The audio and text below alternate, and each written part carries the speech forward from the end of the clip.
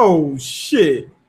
Akashi thought he was the shit. I mean, for real, this dude thought he was the shit, saying his victory's absolute.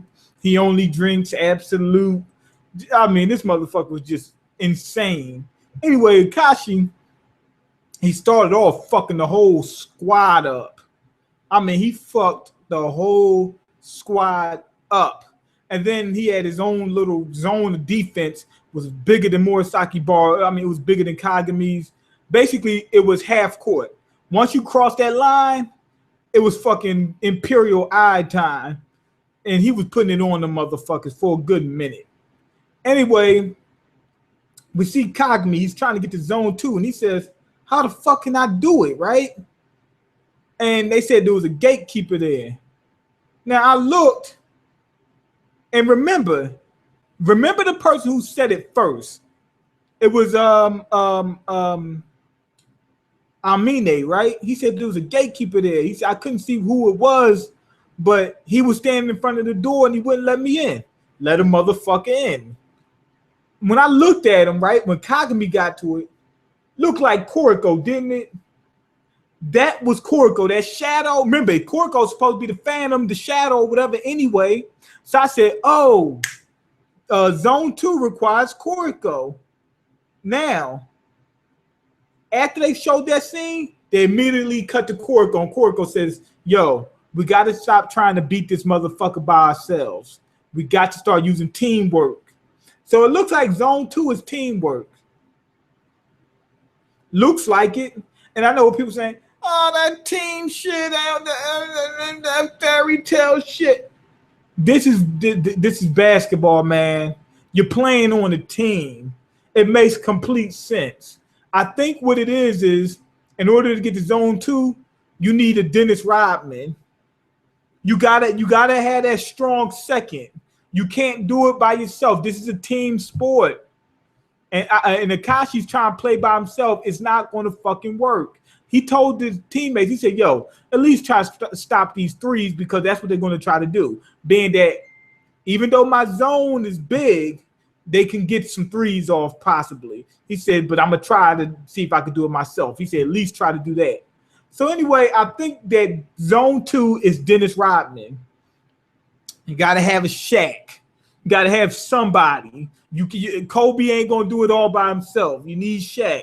Well, not now, but back then, you know what I'm saying? So, like, what you call him? What's my man? LeBron. Like, he went down there to Miami for Wade. You got to go get yourself Wade. You got to have some fucking body. You can't do it by yourself. So that's what I'm thinking zone 2 is teamwork. And I'm not saying the love of your teammates, teamwork. We ain't talking that fairy tale shit. Oh, I love my teammates, so it's going to power me up. No, we're going to work together as a team, and it's going to power the whole team up. Got to have a good squad. Anyway, Kuroko, he unlocked Phantom Eye. I'm calling it Phantom Eye. It was really, they said Imperial Eye, but it really wasn't the same thing. What it was is that he was using Kagami, and he was watching what Kagami does, and he's able to predict what Kagami's going to do in order to be able to double team Akashi, right? And it worked. And Akashi's like, what the fuck? He broke my Imperial Eye, my Emperor Eye, or whatever. And everybody's like, oh shit, Kuroko's using Emperor Eye. But really what he was doing is he's so used to playing with Kagami. They got such good teamwork that he's able to predict what Kagami's going to do without, Emperor Eye. He knows Kagami that well. So when he's seeing Kagami cut that way, he went that way. So as soon as he went that way, Akashi's not going to go the same way Kagami went. He goes behind. Kuroko's right fucking there, and he's able to stop him. Now, he's so fucking flustered, he's just standing there for a good minute like, what the fuck just happened? Did I just get beat on the play? So anyway, he got so pissed, he tried to get back at the motherfucker. Now, what happened was Kuroko linked up with Kagami again. Remember, they've been saying this the whole time that when you play with Kuroko, he'll bring your game up to the next level. So Kuroko is bringing Kagami into zone 2. They've been saying it for so long. We're finally getting it. That's what that means. We're finally getting it. We haven't gotten it since, basically Kuroko's been playing to make the whole team better since. And on top of that, they said that Kagami's only been, like, Kagami got to zone 1 and he was playing very well. But remember what Amine said. Amine said that Kagami's going to make you play. The better you play, the better Kuroko's going to help you play, and the better he's going to play. So in order to get to zone 2, there you go. And remember, Amine used to play with Kuroko. Remember when he said there was some guy there standing at the door? It was Kuroko. That was his man. That was his Dennis Rodman. It was Kuroko the whole time. So you need that strong second. And that basically, Amine saying it pretty much all but proved it. Anyway, Kagami, he had to score the point. Akashi got to the he got up there. He blocked fucking Tepe every fucking ball. He was shutting it down. Anyway, he tried to shut down Kagami, and Kagami got to the point where, okay, it's on now.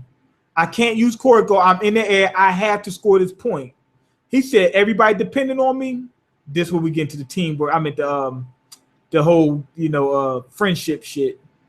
He says everybody depending on me. Well, it wasn't a friendship thing. It was just that they're depending on me. I have to do this. And he jammed on that motherfucker using zone 2, knocked the motherfucker out of zone 1. He jammed on that motherfucker. First off, Akashi was a little bit flustered to begin with because he was mad that he lost that play.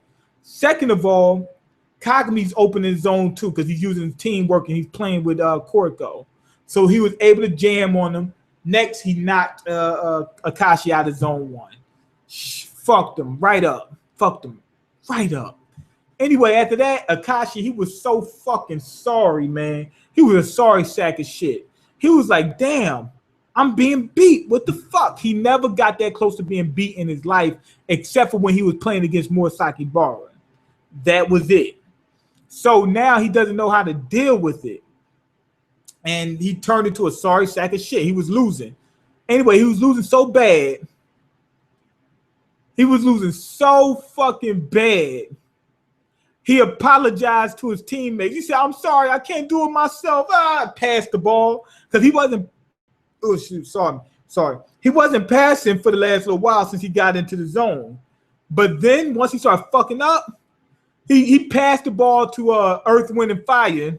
Earth, Wind, and Fire messed up. He's cold now. He hasn't been playing, that type of deal. And on top of that, Hyuga and fucking Eagle Spear, they shutting the fucking team down. So anyway, when he got to that point, he just said, fuck it, I'm sorry, take the ball, pass the ball. He said, please, help a motherfucker out. Help a nigga out. He said, help a brother out. That's what he was saying.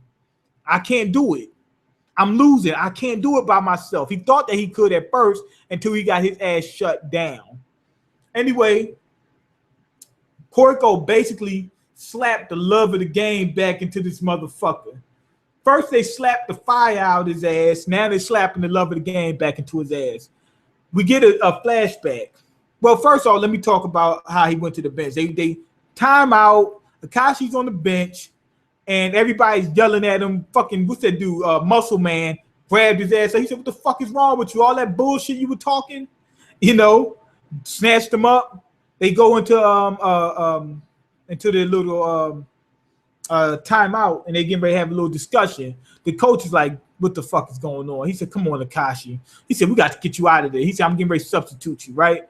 And that dude jumped up. What's his name? Mizuki or whatever. He jumps up, the Phantom. And he said, whoa. He said, before you take him out, he said, I got to cuss this motherfucker out. And he's like, what's going on? He says, the whole time we've been playing with this motherfucker, he's been talking all that good shit, been shitting on us, saying he's better than everybody, all this arrogance. Now look at you, motherfucker. He said, everybody's out there shitting on you now. He said, he said, don't talk no good shit to me no more. He said, no more. He said, I don't want to hear no more good shit. He had to get that off his chest. Anyway, that slapped the teamwork back into his ass. He started going into this flashback. Now, his dad made him into the winner he is. He said, "You're gonna be a winner no matter what. Otherwise, I'm gonna smack the fire out your ass." That's what his dad did. Now, it turns out his mom died, but his mom's the one who got him into basketball. And as you see from the beginning, he got into it for the love of the game. That's what made him get into it. Now, he said the reason why he turned into Emperor Eye is because back when he seen everybody getting better, he found out they were going to surpass him. He also thought, damn, if they surpass me, they'll get out of control and I won't be able to lead them. I had to be better than all of them. Not only that, if they surpass me, they may move on to different teams because they don't want to play with me anymore. And if I have to face them, I may lose. And he was thinking, oh, my dad would not appreciate that. I have to win. So basically, he turned into his father. He turned into Akashi the father. It's Akashi the Father, the Son, and the Holy Ghost, basically. So he turned into Akashi the Father in order to be able to beat Murasakibara. It worked. So he thought that this is how I must play from now on. Play for the win. Anyway, now he's saying, damn, me playing by myself and just trying to hold it out by myself is making us lose. So he thought, well, maybe even though Akashi the Father got us here, maybe the Akashi the Son is the one that's going to, that is the one that really needs to lead us. And maybe a teammate or two being better than you is really not that big a deal. It's a teammate sport anyway. You don't have to be the best. Look at Hyuga. Kagami's way better than Hyuga, but Hyuga's the captain, ain't he? And they're whooping that ass, right? So then he also thought that he said, why did I get into this sport? He said, I love playing basketball. He said, now if I'm winning just to win, am I really accomplishing my goal, which is to have fun? No. Maybe I need to start having a little bit more fun. And he switched and he turned back into Akashi the Son. So Akashi the Father is gone now. Akashi the Son is in. He lost Emperor Eye. It looks like Emperor Eye is gone. I don't know how it's going. I don't know how Emperor Eye is going and leaving. I'm thinking that it's probably still there, and it just changes just to let us know whether it's whether it's Akashi the Father or Akashi the Son. That's what I think is happening. But anyway, now we're back to Akashi the Son, and he's getting ready to face off against the team. And it looks like all that leaving his teammates behind and all that other bullshit is out of the window. Now he's going to be a team player. So being that he's going to be a team player, he's going to start utilizing everybody at a greater level. I'm thinking that they still have a good amount of time left in this game. I'm thinking that probably he's going to unlock Zone 2 because now he's a team player. He's got 3 different players that he can link up with. Probably the Phantom dude. Probably him. That's the way did it. Kagami did it. So he's probably gonna say, damn, Kagami's in Zone 2. I need to get in Zone 2. I got to depend on Miyazuki or whatever his name was. So that's what I'm thinking. This episode, 5 out of 5.